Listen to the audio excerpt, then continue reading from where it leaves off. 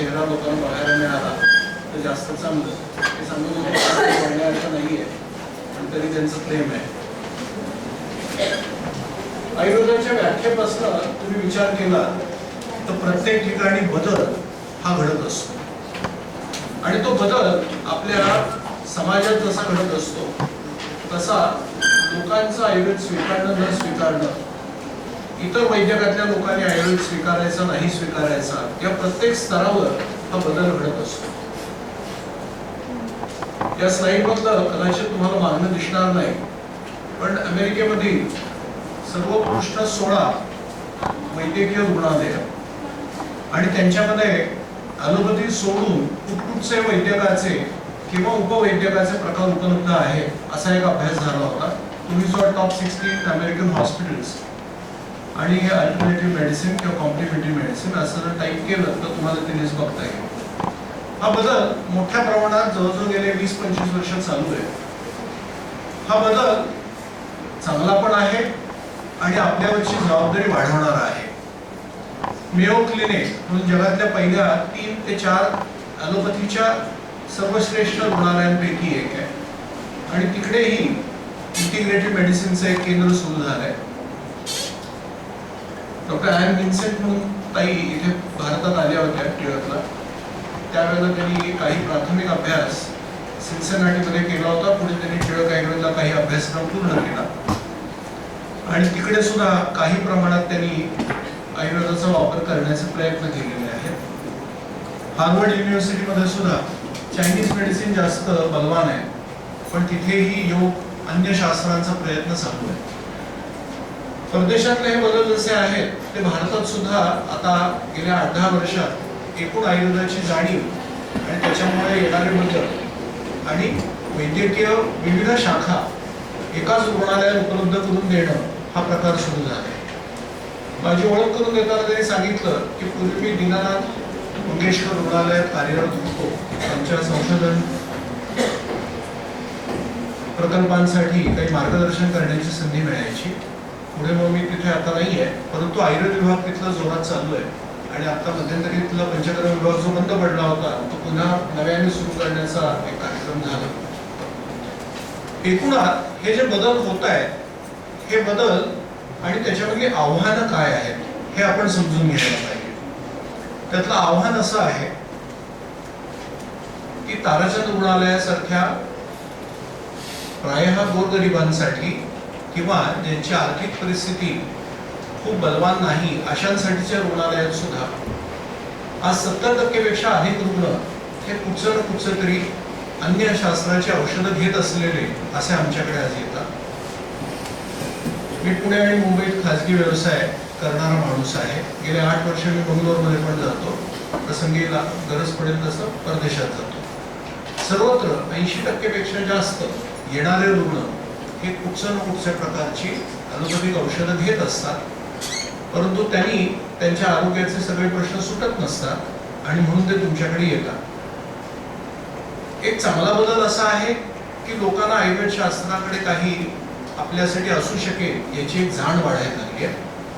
परंतु त्याचबरोबर आपण जे त्या वैद्यकशास्त्राचा अभ्यास करणारे विद्यार्थी आहोत त्यांच्यावरच्या काही जबाबदारी वाढल्या, त्या कुठच्या आणि त्याचा संबंध आजच्या विषयाशी कसा येतो इकडे मी तुम्हाला नेतो. तर एक मोठा बदल असा आहे की ग्रंथोक्त लक्षण सर्वचे सर्वयुक्त असे रुग्ण हे आता तुम्हाला तेवढ्या मोठ्या संख्येने बघायला मिळत नाही.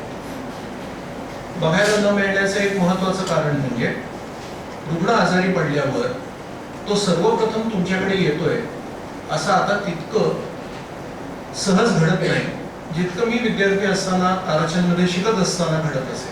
ताराचंदमध्ये मी शिकत असताना आसपासच्या पेठांमध्ये कोणाला पक्षाघाताचा वेग आला, कोणाला हृदरोगाचा वेग आला, कोणाला श्वासाचा वेग आला, कोणाला अतिसार असेल, तीव्र ज्वर असेल तर त्याला उचलून ताराचंद रुग्णालयात घेऊन येणं असं असायचं. आणि त्यामुळे त्या रुग्णाला तपासणारे वैद्यकाची पदवीधर असे आम्हीच पहिले असायचो. आणि ते प्रमाण येणाऱ्या रुग्णांमध्ये 50% पेक्षा जास्त रुग्ण यांचं आजाराचं पहिलं अवलोकन करणारे बघणारे असे आम्ही असायचो. आता याच्यामुळे काय व्हायचं, सर्व लक्षणांनी युक्त असे रुग्ण बघता यायचे.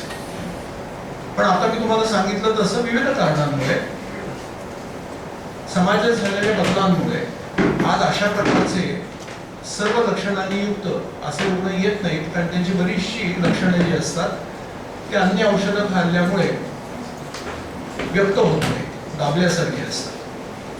शिवाय आपण जे शिक्षण घेतोय आजही, आमचं CCIMचं जर तुम्ही अभ्यासक्रम बघितला, पदवीपूर्व पदव्युत्तर, तर तो प्रायशः कसा आहे, रसव स्रोतसांचे व्याधी, मग त्या ज्वर आहे, इतर आहे, अस्थिमज्जा वह स्रोतसाचे व्याधी. अभ्यासक्रमामध्ये शिक्षकांना सुद्धा जे शिकवायचं आहे त्याच्यात सुद्धा असाच परिपाक आहे.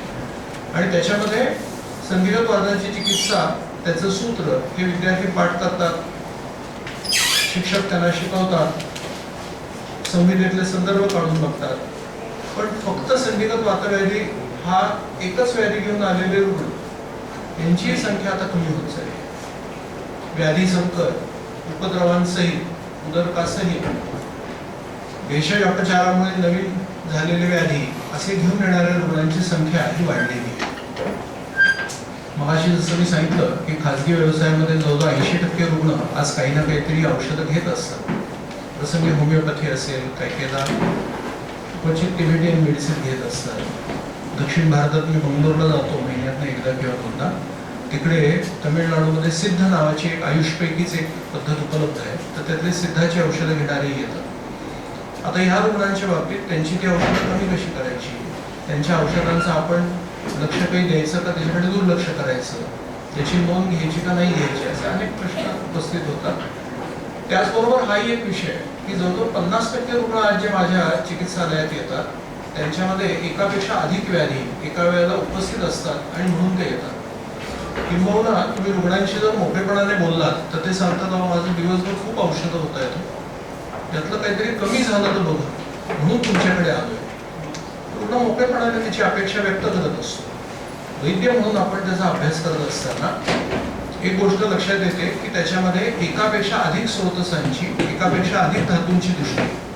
आता काही व्याधी हे आपल्याकडे वर्णन केलेले आहेत, कुष्ठासारखे, उदरासारखे, की जिथे संप्राप्तीमध्ये एकापेक्षा जास्त धातू, एकापेक्षा जास्त स्रोतसांचा उल्लेख हा आलेला आहे.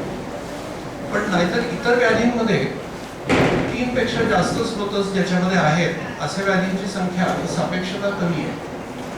आणि म्हणून या रुग्णांचा विचार कसा करायचा हाही भाग हा व्यवसाय करत असताना शास्त्रनिष्ठ, शास्त्रावर निष्ठा ठेवून शास्त्रपूरक असं जर करायचं ठरवलं तर आज अडचणी येतात, हे मी मोकळेपणाने मान्य करणाऱ्यांपैकी आहे. एकूण जे रुग्ण तुमच्या समोर सादर होतात त्याचे प्रायः 2 गट पाडता येतात. एक उक्त म्हणजे ग्रंथोक्त, ज्यांचं पंचनिदानासकट चिकित्सेचं अवस्थानुरूप वर्णन असेल, आणि दुसरा गट की जे अनुक्त आहे. आता अनुक्ताचे सुद्धा परत 2 प्रकार पडतात. एक पूर्णपणे अनुक्त, जसं कोविड, सेक्से फीवर जो आफ्रिकेच्या काही प्रांतात होतो, आणि लेशोक्त म्हणजे काही अंशी वर्णन आहे पण परिपूर्ण वर्णन नाही. आणि ग्रंथकारांनी सांगितलंय की आम्ही तुम्हाला मर्यादित वर्णन करून देतोय, उरलेल्याचं तुम्ही तुमच्या मतीने, अभ्यासाने प्रयत्न करा. अगदी मोठं उदाहरण घ्यायचं झालं तर अमृतवाद, त्याच्यामध्ये मूर्त आवरणाचा ग्रंथोक्त लक्षणं आणि अनुक्त लक्षणांची जोड कशी देता येते त्याची काही पद्धत उपलब्ध आहे. मी मोठ्या प्रमाणात रुग्ण तशा आवरणाचं निदान होणारे बघतो. आणि त्यानं उदाहरण घ्यायचं झालं तर पित्तावृत प्राण हा जर तुम्ही व्याधी घेतला चरक संहितेतला, तर त्याच्यामध्ये तुम्हाला जी लक्षणं दिलेली आहेत, मूर्छादाह, भ्रमशूल, विदाह, शीत, कामिता, शब्दनंचिडस्य, प्राणपित्त समावृत आहे. तर ह्याच्या खेरीज उक्त आणि ही उक्त लक्षण आहे. पण अनुक्त अशी काही लक्षणं बघायला मिळतात. तर धन्वंतरी कृपेने मी संख्येने रुग्ण बघितले, त्यामुळे जवळजवळ 25 एक अनुक्त लक्षणं की मी त्याला जोडतो आणि मी त्याचा बुद्धिसंगत तुम्हाला मांडू शकतो तुमच्या समोर की याचा संबंध त्या मूळ पित्तावृत वाताशी, पित्तावृत प्राणाशी. पण जे अन्योन्य आवरण आहे त्याचे गणिताने 30 प्रकार संबोधतात, ग्रंथकाराने 22 प्रकारांचं वर्णन केलंय, 8चं वर्णन केलेलं नाही. कदाचित ते त्या मनाने दुर्मिळ असावे. मुळात आवरण कमी, त्यात अन्योन्य आवरण त्याहून कमी, आणि त्यात कदाचित ज्या आठांचा उल्लेख केलेला नाही चरक संहितेमध्ये त्यांचं प्रमाण कदाचित चरक महर्षींना कमी दिसलं असेल. मलाही माहिती नाही ते नेमकं का नाहीये. पण ते जर तुम्ही स्वतः लिहायचं ठरवलं की जे त्यांनी दिलेले नाहीत चला मग आपण बसून लिहू, तर मोठी मुश्किल होती हो. म्हणजे मी तुमच्यासारखा विद्यार्थी होतो त्यावेळेला, म्हणजे मी खरं मोकळेपणाने सांगतो, मी पदव्युत्तर शिक्षणाला प्रवेश का घेतला. माझी ओळख करून देताना त्यांनी सांगितलं की थोरले नानल सर यांच्याकडे मला उमेदवारी करायची संधी मिळाली. त्यांना मी एकदा विचारलं होतं की या काका आवरणाबद्दल मला जरा समजून घ्यायचंय. ते म्हणले तू रमेशला भेट. रमेश म्हणजे रमेश नानल सर. तो त्यांचा पुतण्या असल्यामुळे ते एकेरीत बोलू शकायचे. मी मुंबईत व्यवसाय करायचो, पलीकडच्या गल्लीतच रमेश नानल सर प्रॅक्टिस करायचे, त्यामुळे त्यांना भेटत असे. विलास नानल सरांबरोबर तोपर्यंत मला पद मिळालं टिळकला करायला, त्यामुळे मी त्यांच्याबरोबर काम करत असे. त्यामुळे मला असं विद्यार्थी दशेत असताना मला उत्सुकता होती. त्यामुळे आमचे त्यावेळेचे जे कोण शिक्षक होते त्यांना मी विचारायचो की सर तुम्ही आवरणावर कधी व्याख्यान घेणार. ते म्हणायचं आवरणा पदव्युत्तरचा विषय. मोठ्या जिद्दीने आणि देवाच्या कृपेने मला टिळकलाच काय चिकित्सेतच प्रवेश मिळाला. आणि त्यावेळेला मग मी आमच्या शिक्षकांकडे गेलो सुरू झाल्यावर व्याख्यान की सर आता पदव्युत्तरमध्ये मी आता आलोय तर आता आम्हाला आवरण शिकवा. तर ते म्हणाले पदव्युत्तरला काय असं शिकवायचं नसतं, तुमचा तुम्हीच अभ्यास करायचा असतो. अरे हा फार म्हणजे वेगळाच प्रकार झाला ना. म्हणजे मी एवढी धडपड करत अभ्यास करून इथपर्यंत आलो, दुःख नाही आहे, पण जो आनंद अधिक मिळेल असं वाटत होतं त्याची पूर्तता नाही झाली. मी रमेश नानल सरांना भेटून कधी विलास नानल सरांना विचारून, पण अडचण अशी आहे या सगळ्या ह्याच्यात की तुम्हाला परिपूर्ण वर्णन मिळत नाही. आणि दोन वैद्यांनी एकच रुग्ण बघितला तर बाकीची जे व्याधी आहेत, उदर, शोथ, ग्रंथी, अर्बुद, अर्धित्वात, त्याच्यामध्ये फार काही मतभेद असण्याचं कारण नसतं. म्हणजे व्याधी आहे, कदाचित त्याचे अंशांश विकल्प संप्राप्तीत भेद असेल, वातप्रधान आहे, कफप्रधान आहे, त्याच्यात भेद आहे. उदरी रुग्ण आहे याच्यात काही फार दुमत असायचं काही कारण नाही. पक्षाघाताचं रुग्ण आहे, कळतच नाही. तुम्हाला एखाद्याचं रुग्णाला विचारलं ते सांगतात की अंगावर वारं गेलंय. तर गमतीचा भाग असा आहे की आवरणाच्या बाबतीत मात्र तुमचं तसं निदान होत नाही. पण हे आम्ही मान्य करायला पाहिजे, मोकळेपणाने मान्य करायला पाहिजे. आणि अडचणी आहेत हे एकदा स्वीकारलं तर कदाचित उत्तरं निघतील. त्या प्रयत्नातच हा आजचा अभ्यास तुमच्यासमोर मांडतो. हा शब्द आलाय कुठे? बऱ्याच ठिकाणी आलेला आहे. महारोग अध्यायात आलेला आहे, मुक्तेशूच्या अनुक्तेशूच्या, आणि चरक संहितेमध्ये चिकित्सा सनद 28 आणि अनेक ठिकाणी आलेले आहेत. या पार्श्वभूमीवर आता तुमच्या समोर जलसूत्रांची गरज का पडते अन्य व्याधींमध्ये, मुक्त आणि अनुक्त. आज तुमच्यासमोर जी मी उदाहरणं मांडणार आहे त्यात एक मुक्ताचं उदाहरण मांडणार आहे आणि दोन अनुक्त. त्या अनुक्त म्हणजे लेशोक्त किंवा अल्पवर्णन किंवा अजिबात नसलेले अशा पद्धतीचं ते वर्णन आहे, ते तुमच्यासमोर थोडं मांडतो. सामान्यपणे मी 50 ते 55 मिनिटं मांडली तुमच्यासमोर, आणि मग तुम्हाला काही प्रश्न असतील तर मोकळेपणाने विचारा. नानल सरांचा उल्लेख त्यांनी केला, तर त्या नानलांकडची एक परंपरा आहे. पुरुषोत्तम शास्त्री नानलांपासून आत्ताच्या नानलांपर्यंत की चरक संहितेचं एक पान वाचल्याशिवाय झोपायचं नाही. आणि त्यामुळे त्यांच्या दृष्टीने चरक संहिता हे धर्मग्रंथ असल्यासारखं आहे. मी चरक संहितेचं मोकळेपणाने सांगतो, विद्यार्थी दशेत फार काही वाचत नसेल, कारण मला ते कळायचंच नाही फारसं. मला त्यामध्ये अष्टांग हृदय जवळचा वाटायचा. शारंग तर जणू काय आपल्याच गावात राहणार आहे की काय असं वाटायचं. पुढे चक्रदत्त भेटल्यावर वैद्यांचा अगदी जवळचा मित्र कोण, तर फोन फ्रेंड करण्यासारखा ग्रंथ कुठचा, तर चक्रदत्त, असं माझं मत झालं होतं. पण चरक संहितेबद्दलची गोडी ज्यांच्यामुळे मला लागली ते बी म्हैसकर सर बडोद्याचे. तेही मूळ टिळकमध्ये शिकले होते, मामा गोखलेंचे सचिष्यांपैकी एक, आणि पुढे जामनगरला जन्मभर त्यांनी काम केलं. पुढे सेवानिवृत्ती जवळ आल्यावर बडोद्यात ते प्राचार्य म्हणून निवृत्त झाले. त्यांना एकदा मी काही प्रश्न विचारायला गेलो होतो. ते यायचे पुण्यात, कोल्हटकर सर त्यांचं व्याख्यान ठेवायचे, मग आम्ही जात असतो. मोकळ्या स्वभावाचे होते. त्यामुळे मी एकदा त्यांना विचारलं की हा विषय मिळत नाहीये, त्याचं उत्तर मिळत नाहीये. त्यांनी 2 वाक्य जी सांगितली की मी आत्ताही माझ्या कानात ती अजून आहे. ते म्हणायचे एकतर चरकाचा कधी कंटाळा करू नका. मला कंटाळा यायचा, खरंच सांगतो, कंटाळा यायचा. तो एक जोरा अध्याय काढला की 336 श्लोक आहेत. म्हणजे कधी सुरुवात केली कधी संपतो भलताच मोठा आहे. त्या छत्रपती साहेब सुद्धा भरपूर लिहितात त्याच्यावर. म्हणजे फार थकायला होतो तो वाचता वाचता. तर ते म्हणायचे तुम्ही चरकाचा कंटाळा नका. आणि दुसरं एक सांगायचे की तुमच्या मनात जो प्रश्न आहे, ज्या प्रश्नावर उत्तर मिळत नाहीये, ते तुम्ही कुठचाही संहिता, पण खास करून चरक संहिता उघडाल त्याला मला ह्याच्यात उत्तर सापडणार आहे अशा बुद्धीने बसा. मी माझ्या जन्मभराचा अनुभव सांगतो, त्या संहितेत तुम्हाला उत्तर सापडतच.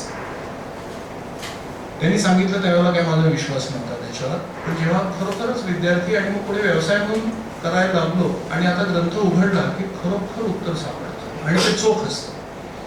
तर चरक संहितेपुरतच मर्यादित नाही, सुश्रुत अष्टांग चरक. तर तुमची एक मनातली भावना की मला याचं उत्तर सापडायला पाहिजे, तर ते सापडतं.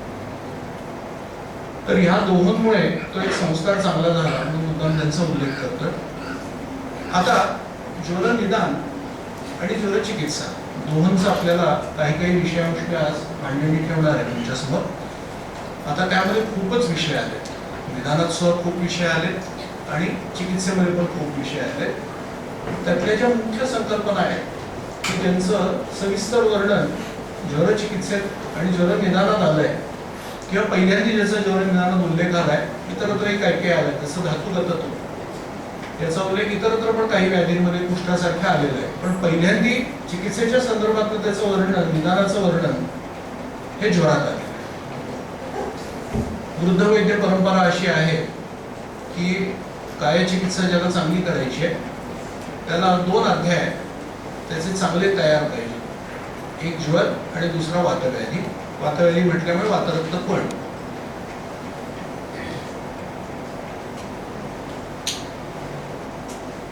तर त्याचं कारण काय हे थोडंसं तुमच्यासमोर मांडण्याचा प्रयत्न करतो. आणि ज्याला मी वेगळ्या रंगाने तुमचं अधोरेखित केलंय ती संकल्पना थोडी तुमच्यासमोर मांडणार आहे. काही व्याधींचे संदर्भ देऊन, सगळ्याच्या सगळं काही मांडणार नाही.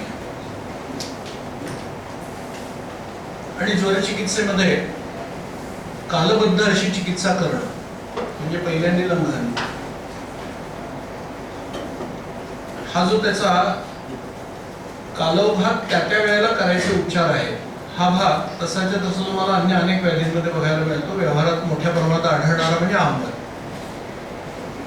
लंघन, स्वेदन, पित्त, दीपन आणि कटुबीज हे क्रमशः तुम्ही करणं अपेक्षित आहे. पण हा बोध तुम्ही ज्याला ज्वर बघितलेला असतो आणि त्याच्यावरच टीका बघितलेली असते, तर तीच भावना घेऊन तुम्ही पुढे वाचायचं आहे. आणि म्हणून तुम्ही बघाल व्याधीच्या पर्यायांमध्ये सुद्धा ज्वर हा शब्द आहे. त्यामुळे ज्या संकल्पना ज्वरात वर्णन केल्या आहेत त्या तशा तशा पुढे तुम्ही ज्या ठिकाणी त्याचं वर्णन नसेल तिकडे ते जोडून घ्यायचं आहे, अशी एक पद्धत आहे, चांगली पद्धत आहे. अभ्यंतर बाह्य दोन्ही उपचार हे ज्वरामध्ये आलेले आहेत. द्रव्य आणि अद्रव्य चिकित्सा दोन्ही आलेली आहे. धातुपाचक कषायांचा मुद्दाम उल्लेख करतोय, कारण पश्चिम महाराष्ट्रामध्ये बायबालू मग त्यांचे विद्यार्थी, वेडी माधव मग त्यांचे विद्यार्थी, कोलटकर सर, मग गाडगीळ सर आणि त्यांची केलेल्या प्रयत्नांमुळे ते धातुपाचक कषाय हा एक मोठा वापर करणारा असा एक वैद्यांचा समूह झालाय. पुढे त्या धातुपाचक कषायांचे खूप बरेच प्रकार आहेत. त्याच्यावर एक डोंबिवलीमध्ये कार्यशाळाही झाली होती, त्याचं पुस्तकही प्रसिद्ध आहे. पण ती मूळ संकल्पना आली ती ज्वरात आली आणि पुनरावर्तक ज्वर याचाही उल्लेख. परत इथेही जे अधोरेखित केलंय तो विषय घेऊन मी तुमच्यासमोर उदाहरण मांडणार आहे. लंघन हा एक स्वतंत्रपणे परिपूर्ण उपचाराचा भाग म्हणून असा आलेला आहे. आणि लीन दोष विचार. आता जीर्ण ज्वरामधलं हे जे सूत्र आहे, दौर्बल्य देह धातूना ज्वरो जीर्णानुवर्तते, प्रत्यक्षात हा श्लोक तुम्हाला दाखवलेल्या संदर्भाप्रमाणे चरक चिकित्सा स्थान अध्याय 3 291 श्लोक आहे. परंतु त्याचा वापर हा आता मी व्यवसाय करतोय 29-30 वर्ष ताराचंद रुग्णालयात आणि खाजगी, तर जिथे येते म्हणून व्याधींमध्ये चिरकारित्व बघायला मिळतं. त्या चिरकारित्वाचे अनेक कारण आहेत, जवळजवळ 18 कारण आहेत. तो एक वेगळा विषय की व्याधी चिरकारी का होतो. मी कधीतरी असंच आमच्या पोस्टग्रॅज्युएटच्या वर्गाला शिकवत असताना कोणीतरी रुग्ण इकडून तिकडून फिरून आला होता, त्याच्यासमोर मांडताना ते मांडलं होतं. पण आजचा तो विषय नाही आहे. आजचा विषय आहे अनेक जी कारणं असतात की ज्याच्यामुळे व्याधी चिरकाली होतो, रुग्ण त्यातनं उठत नाही, लवकर बरा होत नाही. त्याच्यापैकी एक महत्वाचं प्रतिपादन दौर्बल्य देहधातूंना. आता चरक संहिताकारांची ही खासियत आहे, एकूणच ग्रंथकारांची आहे, की तुम्ही एकदा वाचलं, दोनदा वाचलं, पण जेव्हा तुम्ही ते पुढचं मागचे संदर्भ बघून वाचायला लागता, आपल्याकडे त्याला पारिभाषिक संज्ञा तंत्रयुक्ती आहे, तर तुम्हाला त्यातला विषय हा अधिक उलगडत जातो. आता त्याचा एक थोडं विस्तार ह्या एका सूत्राचा मी करणार आहे. मी मगाशी सांगितलं तसं संपूर्ण ज्वरातलं जे जे घेण्यासारखं आहे ते सगळ्याच्या सगळं काही तासाभरात मांडून होऊ शकत नाही. पण दौर्बल्य देहधातूंना असं जर म्हटलं तर धातू दौर्बल्याची कारणं काय? अति अपतर्पण, मग ते लंघन रूपाने असेल किंवा जिथे शोधन द्यायला नको तिथे शोधन देणं किंवा जास्त बलवान शोधन देणं, याच्यामुळे अपतर्पण घडू शकतं. रसप्रदोष, स्रोतसामरोध असं रसप्रदोषण विकारांमध्ये एक व्याधींचा उल्लेख आहे आणि एका प्रक्रियेचं वर्णन आहे. त्या स्रोतसामरोध त्याचा उल्लेख मी पुढे करणार आहे. आणि आम हा सुद्धा दौर्बल्य करतो. सदरन सर्व गात्राणम आम इति उच्यते.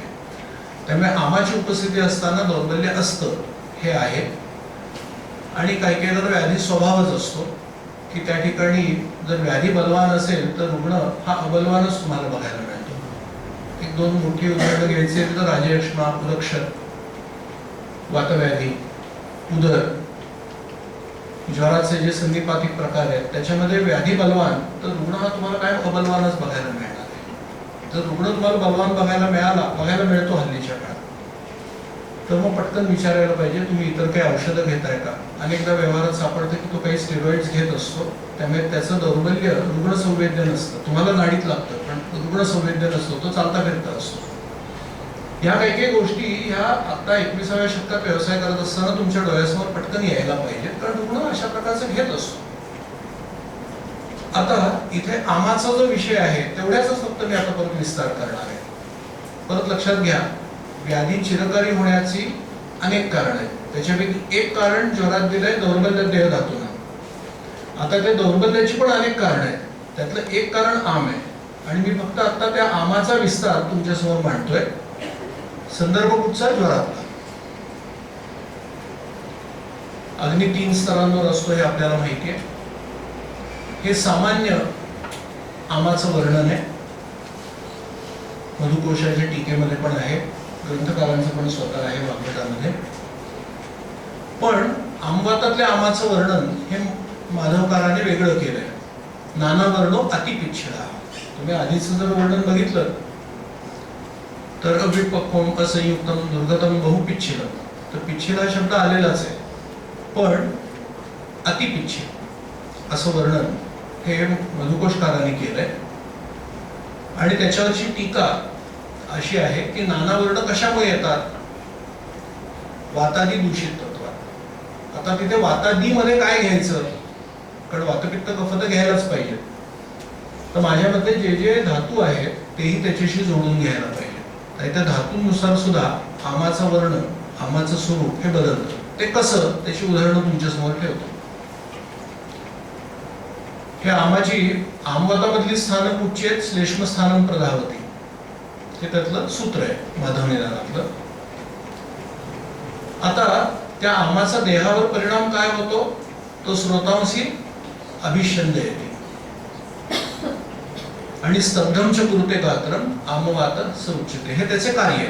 पण हे सार्वदेहिक आमवातामध्ये घडणारी अशी आहे. पण स्थानानुरूप त्याच्यात परत बारकावा येतो. परत एकदा विषय तुमच्या समोर मांडतो. व्याधी चिरकारी होण्याची अनेक कारणं, त्याच्यापैकी एक महत्वाचं दौर्बल्य धातूनं. त्या दौर्बल्याची अनेक कारणं, त्याच्यापैकी एक आम. ते आम 3 स्तरांवर, कायाग्नी स्तरावरचा आम, धातुअग्नी स्तरावरचा, मृताग्नी स्तरावरचा. हा जो आम आहे त्याच्यामध्ये सुद्धा सामान्य विशेष आहे. एक सामान्य आमाचं वर्णन आहे आणि विशेष नाना वर्ण अतिपिच्छिल. ते मधुकोशकाराने आमवाताच्या संदर्भात दिलंय. आमवातातला आम काय करतो तर हे सूत्र आहे, सब्दमचे कृते गात्र. आणि इतरत्र काय करतो ही आतंक दर्पणाची टीका आहे की ज्या ठिकाणी आम नेलेला असेल वायूनी त्या ठिकाणी प्रदेश स्थितीनं मिलितत्वात, त्यामुळे त्या त्या दृश्यानुसार परत वेगळं त्या ठिकाणी तो लक्षण व्यक्त करतो. हा त्यातला बारकावा हा त्या आतंक दर्पण टीकाकाराने केलाय. मांडणी मूळ चरकातली दौर्बल्य देह धातू ना त्याचा विस्तार आपण करत येतोय आणि त्याच्यावर दल्हणाची वेगळ्या संदर्भात जिथे आमाचा विचार आलाय त्याच्यावर त्याची टीका आहे. तस्मात् कारणोक्तम देशम तद दोष लक्षणैहि विकार जातैहि तोदादिभिर आम समुद्भवैश्च लिंगैहि. म्हणजे आम समुद्भव अशी सामान्य लक्षणं आमवतातली कुठची सब्दमचे कृते गात्र, पण स्थानानुरूप प्रदेशानुरूप म्हणजे दृश्यानुरूप तर दोष लक्षणे विकार जातही तोदादिभिर आम समुद्भवैश्च आदी म्हणजे बरीच त्याच्यामुळे यादी तुम्ही वाढवू शकता कशानुसार, स्थानानुसार. आता अशाच प्रकारचं वर्णन वाताव्याधीत आहे. प्रत्येकम स्थान दृश्यादी क्रिया वैशिष्ट्य वाचले स्थान पक्वाशयादी दृश्य प्रसरपतारी अशी त्याच्यावर चक्रपाणीची टीका आहे. पण मूळ तुमच्या डोळ्यासमोर आमवातातल्या आमाची चिकित्सा करत असताना हा एवढा विस्तार का करायची वेळ येते? याचं कारण असं आहे की आमवाताच्या रुग्णांमध्ये तुम्ही एकच चिकित्सा त्याला देताय, पोटातनं त्रिभुवन कीर्ती देताय, पोटातनं त्याला गंधर्वदृष्ट हरितकी देताय, त्याला महावात विध्वंस देताय, त्याला उत्क्लेशन अनुवासन निर्वाह देताय, जे काय तुम्ही त्याला पत्र पोटलेली वृक्ष पोटलेली स्वेत करताय, तुम्हाला व्यवहारात बघायला मिळेल. रुग्णालयात जाऊन बघा की त्या रुग्णाचे काही सांधे मोकळे होतात. तो म्हणतो की आता 7 दिवस मी इथे प्रवेशित झालोय, हात अजिबात हलवता येत नव्हता, चहा पण पिता येत नव्हता, तो आता सकाळचे 10-10:30 होत आले की तेवढा कप आता मला उचलता येतो, पण खांदे मात्र अजिबात सुटले नाही येतो. त्याच्यासाठी काहीतरी वेगळं करा. आता खरं त्याच्यासाठी चालूच असतं. तुम्ही जी पोटात त्रिभुवन कीर्ती देताय, समीर पंधक देताय, आमपाचकपट्टी देताय, ती खरं तर सर्व त्यात काम करते ना. मग इथलं का नाही सुटलं? तो म्हणतो बाकी सगळं सुटलो, ते 2 गुडघ्यांपैकी 1 गुडघा मात्र अजून अडकलाय. सांगतो ना. आता हे जेव्हा तो सांगतो त्यावेळेला आपल्या डोळ्यासमोर यायला पाहिजे की आता एकच आमवात आहे, तोच आम आहे, त्याला तसेच उपचार चालू आहेत, पण मग एका सांध्यातलं सुटलं एका सांध्यातलं का नाही सुटलं? तर त्याचा संबंध त्याच्या शारीरिक भावांशी येतो, तिथल्या दृश्यांशी येतो. आणि त्याचं वर्णन तुम्हाला अन्यत्र मर्मांच्या ठिकाणी तुम्हाला बघता येईल की तेथे वैकल्यकर मर्म म्हणून जानुसंधीचा उल्लेख आहे, रुजाकर म्हणून इतरांचा आहे, हे बघा तुम्ही. आणि मग त्यातले दृश्य वेगळे आहेत. आता हे आंबाचा रुग्ण आला, त्याला आंबाच्या बटी दिली, महाराष्ट्राने काढा दिला आणि बरा झाला, असं जर झालं तर यातलं काहीही करायला लागत नाही. आणि बहुतांश वेळा असं होतं. 60 ते 70% रुग्णांमध्ये एवढा बारीक विचार करावा लागत नाही.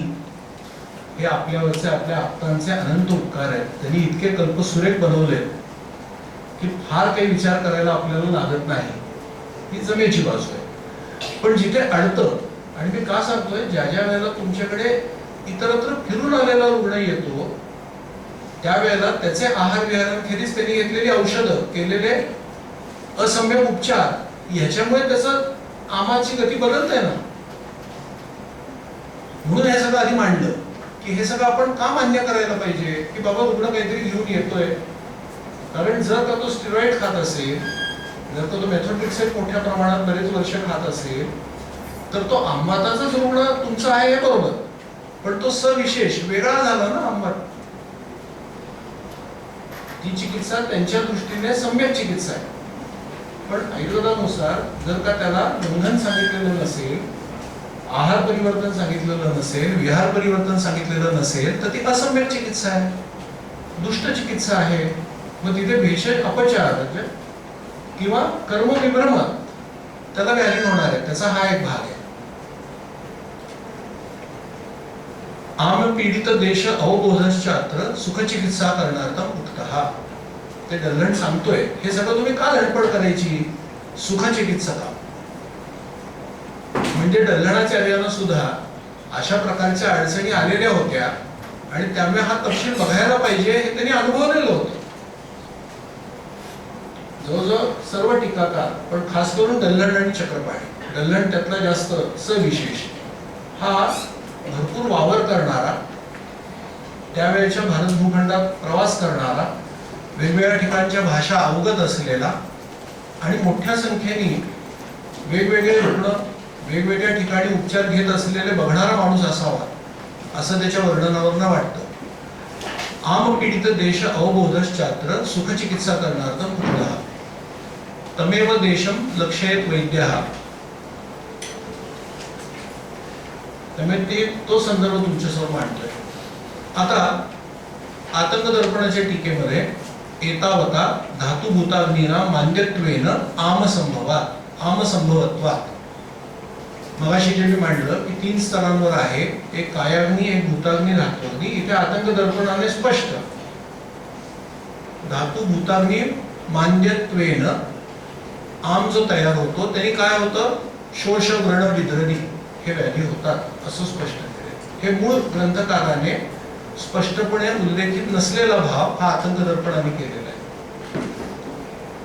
यत्र धातु प्रदेशे मंदिरमंदो भवति तत्र एव आम संभवात. तर तुम्हाला कुठच्या धातूमध्ये आम आहे हे कळणं हे गरजेचं आहे. आणि मग मगाशी ज्याचा उल्लेख केला धातुपाचक कषाय, ते तुम्ही जास्त नेमकेपणाने वापरू शकाल. म्हणजे मी ज्वरापासूनच सुरुवात केली, दौर्बल्य देह धातूना आमापर्यंत आणला विषय. आमातले 3 स्तर, त्याचे संदर्भ, ते तुम्हाला का बघायला पाहिजे, ते धातूंनुसार स्थानानुसार का बदलतात आणि त्याचं उत्तर परत कुठे येतं चिकित्सेत, धातुपाचक कषाय. मग जर तुम्हाला नेमकं कळलं की ह्या रुग्णामधला आम हा अमुक अमुक धातूंच्या मान्यत्वेने आहे, तर तुमच्या चिकित्सेत नेमकेपणा येतो.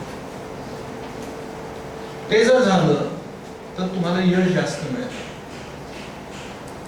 ते जर यश चांगलं मिळालं, एक तर तुम्हाला समाधान मिळतं. आणि जे 3 ऐषण आहेत त्यातली धनेषणा शास्त्र कुठेही न सुटता पूर्ण होते, हे महत्वाचं आहे. शास्त्र कुठेही न सुटता तुमची धनेषणा पूर्ण होते. आता हे मी एवढ्या आग्रहाने तुमच्या समोर विद्यार्थी दशेत का मांडतोय, कारण मला विद्यार्थी दशेत यातलं काही म्हणजे काही माहिती नव्हतं, अजिबात माहिती नव्हतं. चांगल्या वैद्यांकडे मी शिकायला होतो, चांगल्या वैद्यांच्या संपर्कात होतो, संस्कार होते. जवळजवळ मी तर मोकळेपणाने सांगेन, हा सगळा तपशील कळायला जवळजवळ पहिले 12 ते 15 वर्ष काही माझ्या एवढे बारकावे लक्षात नव्हते आले. याचं कारण असं होतं, जी मी घाऊक चिकित्सा द्यायचो त्यांनी रुग्णांना बरं वाटायचं, आणि जर नाही बरं वाटलं तर जे ज्येष्ठ वैद्य शेजारी बसायचे ताराचंदला विलासनानं, त्यांना आम्ही सांगायचो सर बरा होत नाहीये तुम्ही बघा, किंवा रुग्णच म्हणायचे की जरा बडे साहब को दिखा लेते हैं. तो तसं म्हटला की आम्हाला जरा बरं वाटायचं की बडे साहब कोई लिखा लो. पण ते बडे साहब काय विचार करतात हे कळायला मेहनत घ्यायला लागली. येत आहे का लक्षात? सरांचं हे सगळं उलगडलेलं होतं म्हणून तर ते म्हणायचं अरे हे एवढं ते होऊन जाईल, आणि व्हायचं. त्याच्या मागचं शास्त्र काय आहे तर ते इथे आहे. येत आहे लक्षात? आता हे जर तुम्ही पहिले, आता तुम्हाला जरा कदाचित मानसिक स्तरावर थोडा, इंद्रियांच्या स्तरावर, ज्ञानेंद्रियांवर थोडासा आम तयार होईल, होऊ दे. पण ज्ञानाचं अजीर्ण हे अज्ञानाच्या अंधारापेक्षा चांगलं. अगदी मोकळेपणाने मी सांगतो. पण ती किमान विषय तरी तुमच्या समोर यावा, आणि तो सुरुवात आणि त्याचा शेवट तिथे येऊन व्हावा, या बुद्धीने मी तुमच्यासमोर एक उदाहरण मांडलं म्हणून सांगितलं. एक उक्त सांगेन आणि 2 अनुक्त सांगेन. कारण आम्हाला जे रुग्ण संख्येने बघायला मिळतात आणि बिचारे खरोखर दरदरकी ठोकरे खात फिरत असतात. आणि जर आधीच्याने सिंहनाथ गुरुकुळ, योगराज गुरुकुळ दिलं असेल, तुम्हाला मी रुग्णाची वैशिष्ट्य सांगतो. जो मोठी फाईल घेऊन येतो पण आधी दाखवत नाही, जो हळूच तुमची चौकशी करतो, तुम्ही कुठे शिकायला होतात, कधी पदव्युत्तर शिक्षण पूर्ण केलं, कोणाकडे उमेदवारी केली,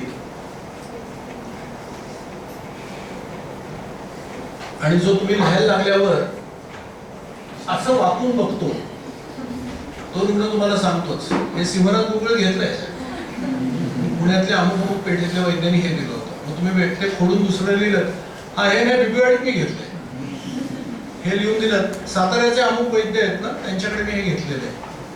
तुम्ही लक्षात घ्या, मलाही सुरुवातीला या अशा रुग्णांचा फार त्रास व्हायचा. पण एक लक्षात घ्या की त्यांनी जर त्या औषध घेऊन त्याला बरं नसेल आणि तुम्ही ते दिलं तर त्याला कसं गुण येईल?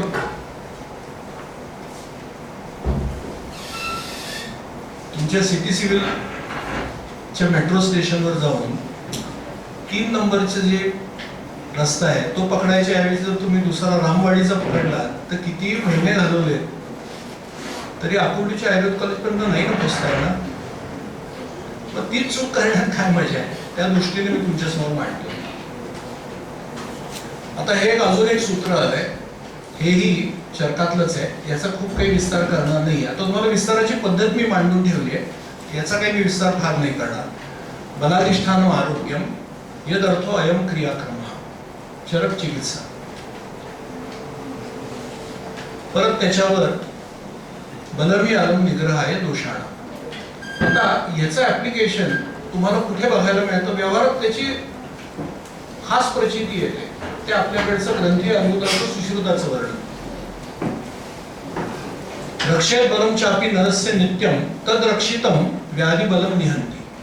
अगदी खणखणीत वाक्य आणि पहिलाच श्लोक, म्हणजे वर्णन सुरू केल्यावर सुश्रुत जे लिहितात ते इतकं चोख लिहितात. आज व्यवहारामध्ये जे आता माझं काही म्हणणं नाही, येत्र येत्र कॅन्सर तत्र तत्र अर्बुद, येत्र येत्र अर्बुद तत्र कॅन्सर, तो वेगळा विषय आहे, त्याच्यावर भरपूर चर्चा होऊ शकते. पण घाऊक स्तरावर मॅलिग्नन्सीचं वर्णन हे बरंचसं याच्याशी जुळणार आहे. फक्त याच्याशी जुळतं असं नाही, त्याचे जवळजवळ 16-17 आयुर्वेदीय निदान होतात. काही काही आयुर्वेदीय निदान वेगळं होत नाही, किंवा माझं तरी होत नाही. पण हे जरी धरलं तरी मोठं सादृश्यत्वात असं जर वर्णन बघितलं तर ते तुम्हाला इथेच सापडतं. मॅलिग्नन्सीशी थोडं प्रमाणात सापडतं, जे व्रण बरे होत नाही त्याच्यात सुश्रुतातल्या बाबतीत. पण ह्यातला एक मोठा भाग आज व्यवहारात काय बघायला मिळतो की रुग्णामध्ये किती का छोटासा पॅच किमोथेरपी नंतर शिल्लक असावा तर त्याला पुढचं एक नवीन किमोची सायकल, नवीन मॉलिक्यूल, नवीन रेडिएशन, ह्या सगळ्यात काय होतं रुग्ण तोंडाने सांगत असतो, त्यांनाही सांगत असतो, तुम्हालाही सांगत असतो किंवा मला एवढं थकायला होतो. पूर्वी बस पकडून हॉस्पिटलला जायचो किमो घ्यायला, आता मी ड्रायव्हर ठेवला तो घेऊन जातो. आता तर मी त्या हॉस्पिटलला जातच नाही. जवळचेच आमचे एक डॉक्टर ओळखीचे आहेत, त्यांना मी सांगितलं की तुम्ही त्या डॉक्टरांशी बोला, ऑन्कॉलॉजीशी. पलीकडच्याच गल्लीत मी जाऊन आता IV घेऊन घरी येतो. पुढच्याला तर जमतं, आता मला लिफ्टनी पण जावत नाही हो. मग मला आता एक माणूस मी ठेवलाय, तो मला व्हीलचेअरनी घेऊन जातो, व्हीलचेअरनी परत आणतो. तो 5व्या टप्प्याला येतो, आता मी तिथेच ऍडमिट होऊनच करतो. येत आहे का लक्षात तो काय सांगतोय? वेगळ्या प्रकारे रुग्ण बलाची हानी होती. आणि आपल्याकडचं वचन काय, आणि ते टिकते असं नाही ना होत. हा, काही वेळेला असं होतं की आपल्याकडचं सुद्धा बलवान शोधन दिले, वमन दिले, आणि तुम्ही लगेच त्याला विचारायला काय रिपोर्ट येतोच का चढायला, त्याचं बलहानीच असणार आहे ना. पण ते वमनाच्या दुसऱ्या दिवशी करायचं नाहीये असं दिलेलं आहे ना स्पष्ट. त्याचा परिहार काय दिलेला आहे, निर्वळ चांगले खणखणीत घेतले, त्याला थकवाच असतो ना त्या माणसाला. मोठ्या प्रमाणात तुम्हीच लंघन करवलंय त्या पेशंटला थकवाच असतो. पण तो भरून निघतो ना. जेव्हा भरून निघत नाही तो विषय, त्यावेळेला रक्षेत बलम चापी नरस्य नित्यम, म्हणजे पूर्ण चिकित्सेच्या कालावधीत त्याचं बलरक्षण करा, हा आग्रह आहे. हे होताना दिसत नाही. आणि अशा वेळेला जर रुग्ण तुमच्याकडे आला तर मोठी पंचायत होऊन बसते. कारण तुम्ही जे उपचार दिले ते बलवर्धनार्थ किंवा बलवर्धनार्थ दिल्यामुळे रुग्णाला अपयश बघायला मिळतो. आता दुसरा एक विषय आलेला आहे, तो लीन दोषाचा आलाय. लीन दोष विचार हा स्वतंत्रपणे 2, 2.5, 3 तास बोलण्यासारखा विषय. खूप त्याचे बारकावे, त्याचे जवळजवळ 12 ते 13 प्रकारे वेगवेगळ्या ठिकाणचा लीन दोष कसे काढायचे, खूप विस्तार आहे. तो आजचा विषय नाही आहे. महत्वाचा विषय क्लिनिकल काय तो तुमच्यासमोर मांडतोय की सर्व देहानुगात जर असेल तर म्हणजे कुठे सूक्ष्म शिरा त्वगादी. आता त्याच्यावरचे काही काही अष्टांग टीकाकार आहेत, त्यांनी स्नायू बंध, संधी, मर्म, कला सगळ्यांचा उल्लेख केलेला आहे.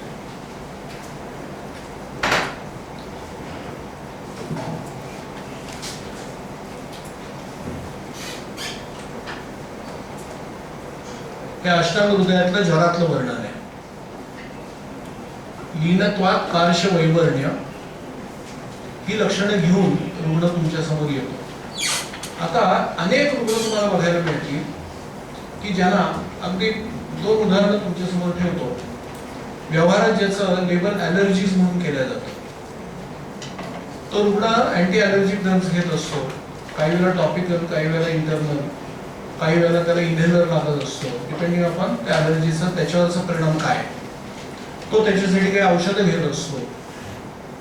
अशा वेळेला जर तुम्ही रुग्णाला सहज विचारलं की आता हे तुमची औषधं सुरू आहे, तुम्हाला फायदा काय जाणवतो, तो म्हणतो डॉक्टर या गोळ्या खाल्ल्या ना खास बीज अजिबात येत नाही, फक्त आता असं झालं ते टिकत नाही, मला जास्त पॉवरची गोळी लागते. पूर्वी एक गोळी मला आठवड्यातनं लागायची, आता 2दा-3दा लागते आणि आता ती वरच्या पॉवरची लागते.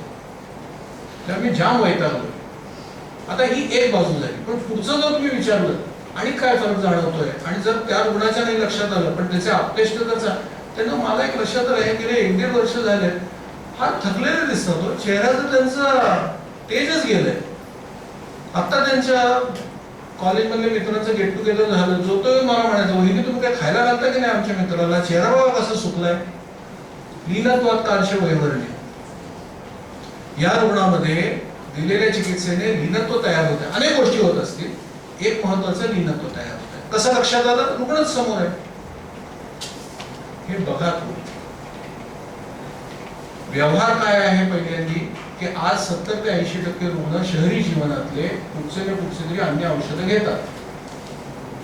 ते योग्य आहे अयोग्य आहे त्या तपशिलात जायला, कारण मी काय म्हणतो याच्यानुसार समाज बदलत नाही. तुम्ही जर ते स्वीकारलं की हो तो घेतोय, एकदा तुम्ही ते स्वीकारलं तर प्रश्न येतो मग मी ह्याचा उलगडा कसा करायचा, हे समजून कसं घ्यायचं. मलाही सगळं समजलंय असं माझा दावा नाही बरं. मी स्वतः धडपडतोय, मी पण विद्यार्थी आहे. पण ज्या अनेक प्रकारे हा विषय समजून घेता येतो त्याच्यापैकी एक हा प्रकार आहे. हाच एकमेव आहे असं नाही,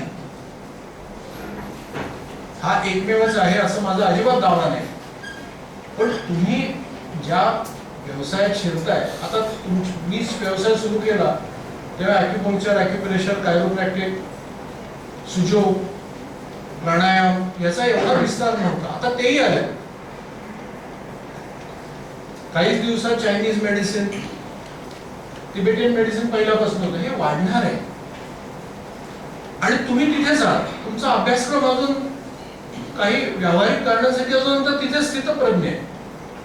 आयुर्वेद अनादी अनंत, अभ्यासक्रम अनादी अनंत, शिकवण्याची पद्धत अनादी अनंत, त्यामुळे अडचणी अनादी अनंत. वस्तुस्थिती हो, माझ्या जीवाला भोग पडतो माहिती. अरे आम्ही का नाही मान्य करत की आमच्या समोर येणारा रुग्ण बदलला. उलट आपण करू. आता मी फारशा सभा समारंभांना जात नाही पण माझ्या मागे इतर काही जबाबदारी असल्यामुळे. पण मी जेव्हा गेलोय तेव्हा व्यासपीठावर कुठचा तरी कॅन्सर असतो, आंबाद असतो, व्याधी कुठचा का असेल. आता आमच्याकडे दाराचंदला 100 वर्ष संस्थेला पूर्ण झाली, राष्ट्रीय शिक्षण मंडळ म्हणून प्रत्येक विभागाने 1-1 दिवसाची कार्यशाळा, कोणी 2 दिवसाची अशी ठेवली. आता किती 12 का 13 कार्यक्रम झाले. हे सगळं वरती निमा हॉलमध्ये सगळं ज्ञान वाटप झालं आणि खालती उतरला जेवायला की ज्याच्याबद्दल वरती आक्रोश चालला होता तेच सगळं खालती असतं. इथेही असतं, केरळातही असतं, दिल्लीतही असतं, गोव्यातही असतं, सगळ्या ठिकाणी. माझं म्हणणं जर आहे तर तुम्ही विचारलं तर काय म्हणणार, केटरिंग मिळत नाही दुसरं, की आमच्या बजेटमध्ये एवढंच बसतं. खरं आहे ना. काय जर बजेटमध्ये तेवढंच बसतं आणि सगळे तेच खाणार आहेत मग त्याचा अभ्यास तरी करा ना दादा.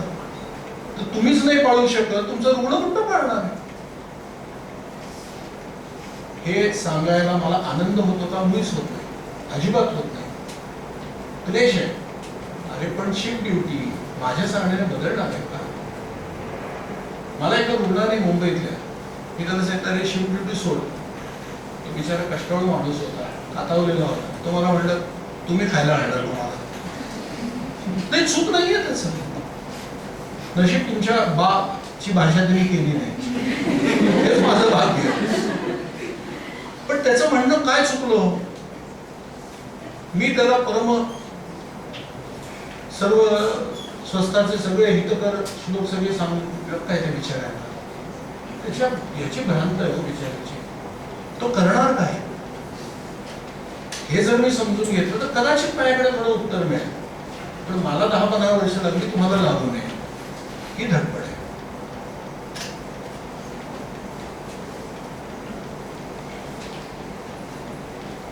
आता धात्वंतर शब्देन सप्तकला कथयंती.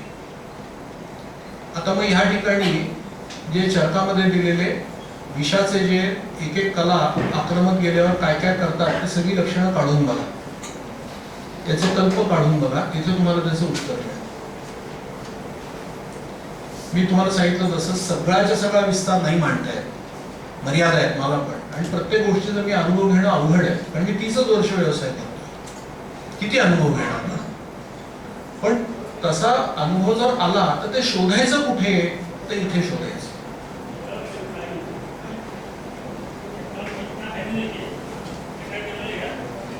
यदि वेगापगमे अपि न विमुच्यते तर्हि किम. वेग येऊन गेल्यानंतर सुद्धा पूर्ण बरं होत नाही, परत परत येतं. ते कशामुळे, तर लीनत्वात. मग कुठे धात्वंतर, मग धात्वंतर मध्ये कुठे कला. त्यांनी जितकं शक्य आहे ना तेवढं त्यांनी अभ्यास करून मांडले. आता त्यांना ते कसं कळलं मलाही कळायला मार्ग नाही, पण नशीब त्यांना कळलं, त्यांनी लिहून ठेवलं. आवर बुद्धीचे आपण म्हणजे मी खास तीन स्तर आहेत ना चरकाचे, प्रवर, मध्य आणि आवर बुद्धीचे आपण. यांना तर काय हे इथपर्यंत कळलं असतं असं मला तरी काही वाटत नाही. त्यांची कुठेतरी आधार आहे, संदर्भ आहे, मग आपल्याला बघता येतं. आता या दौर्बल्य देह धातूचा उल्लेख आलाय, ज्वरो जीर्णानुवर्तते, पण त्याच्यामधलं चिकित्सा लगेच त्याच सूत्रात पुढे आले. बल्ये संब्रूहणैः तस्मात् आहारैः तम उपाचरे. आणि त्यामुळे वेगवेगळ्या प्रकारचे यापन बसतील उल्लेख तिथे नाहीये, पण तो सिद्धिस्थानात चरकाचे आहेत ते वापरता येतात. आणि हा की ज्वरक्षीणस्य. आता हा ज्वरक्षीणस्य हा शब्द बदलून ज्वराच्या ठिकाणी आमवात क्षीणस्य, वातरक्त क्षीणस्य, कास क्षीणस्य, अनर्ह असलेला व्याधी सोडला तर बाकी सगळे तुम्हाला तिथे जोडून घेतात. की ज्यांच्यामध्ये दौर्बल्य खूप आहे त्यांना तुम्ही विरेचन देऊ शकत नाही, त्यांना तुम्ही निरोध द्या. हा संदर्भ मूळ चरकातला. आणि त्याच्यासाठी बहुतांशी जे पाठ आलेले आहेत ते क्षीरबस्ती आहेत. म्हणजे क्षीरबस्तीने निरोध द्यायचा आहे आणि त्यांनी खरोखर उत्तम काम होतं. आमच्याकडे आता जर तुम्ही ताराचंदला आलात तर बरेच रुग्ण आता असतात, सगळ्यांकडेच असतात, की जे या ऋतू परिवर्तनाच्या वेळेला त्यांना वमनासाठी पोस्ट केलेलं असतं. माझं वैयक्तिक मत असे, माझा अनुभव असा आहे, इतरांचा वेगळा असू शकतो, की मी जरी ठरवलं या रुग्णामध्ये कफ बाहुल्य आहे आणि त्याला वमन द्यायचं, 10 पैकी 7-8 रुग्णांमध्ये त्यांना खरोखर ऊर्ध्वगती प्राप्त होते आणि वमन छान पार पडतं. काही रुग्णांमध्ये मात्र दोषांना अधोगती प्राप्त होते. मी ठरवलंय वमन द्यायचं, पण रुग्णाचे दोष हे माझ्याशी काही व्हॉट्सअपवर बोलत नाहीत ना, का मला विचारत नाहीत की साहेब आज कुठे जाऊ, आमाशयात जाऊ का खालती जाऊ. मग ते जर गेले खालती तर केवळ मी आहे, जानते नाही मैं कौन हूं. तर दोष अजिबात फिकीर करत नाही तो तुम्हाला वैद्याची. त्यांना जिथे पाहिजे तिकडेच जातात, असं चरकात वचन आहे. सूत्रस्थानात पण आहे आणि वातव्याधीमध्ये पण आहे की क्षय, आवृत हे सगळं वैद्याने समजून घ्या. न मुह्यतु कर्मसी कर्मसु. वैद्याने समजून घ्यायचे, दोषाने वैद्याला समजून घ्यायचे. लक्षात घ्या, तुम्ही किती का थोर पंडित असाल, तुम्ही किती का विद्वान वैद्य असाल, वृद्ध वैद्य असाल, तरुण असून सुद्धा वृद्ध मानत असाल, तरी सुद्धा ते दोष त्याला पाहिजे तिकडेच जातात. असं जर असेल आणि काही वेळेला रुग्णाला मनहानी असते, अशा वेळेला त्याला निरोध द्यायचा आहे. पण तो मूळ संदर्भ कुठे आलाय, ज्वरात आलाय, उदाहरणासकट अवस्थेसकट आलाय. आता पुनरावर्तक, की पुनरावर्तक ज्वरामध्ये कारण काय दिली, एवं अन्य अपि च गदा व्यावर्तन्ते पुनर्गतः. कशामुळे, असंजात बलम यस्तु. आणि त्यामुळे सर्व व्याधींमध्ये ज्वरमुक्तो न सेवेत यावन्न बलवान भवे. याच्यापैकी असात्म्य अन्नपानाने विरुद्धानीचे वर्जे व्यवयामाती चेष्टाश्च स्नानमाती, हे सगळेच्या सगळे तो परत ज्वर शब्द काढून टाका. जितक्या म्हणून व्याधींमध्ये बलहानी आहे त्या सगळ्यांमध्ये करायला पाहिजे, इन्क्लुडिंग मगाशी ज्या किमोथेरपी वगैरेचा उल्लेख केला त्या रुग्णांना जर विश्रांती घ्यायला सांगितली. आता तुम्ही जर सांगितलं हा व्यवहार आपला नेहमीचा अनुभव आहे, तर तो रुग्ण म्हणतो नाही नाही, तो प्रोटोकॉल ठरलेला आहे की आठवड्यातनं एक दिवस सोमवारी तो ठरलेला असतो, त्या दिवशी जावंच लागतं. मग तुम्ही सांगता, तो रुग्ण ऐकत नाही, तो म्हणतो नाही नाही आमच्या, कारण तो त्याचा ऑन्कॉलॉजिस्ट ऐकत नाही किंवा त्याची टीम ऐकत नाही, तर त्यांना नाही 7 दिवसांनी द्यायचा असा आमचा प्रोटोकॉल आहे. मग तो रुग्ण जातो. मग ते चालू असताना जर बिचाऱ्याची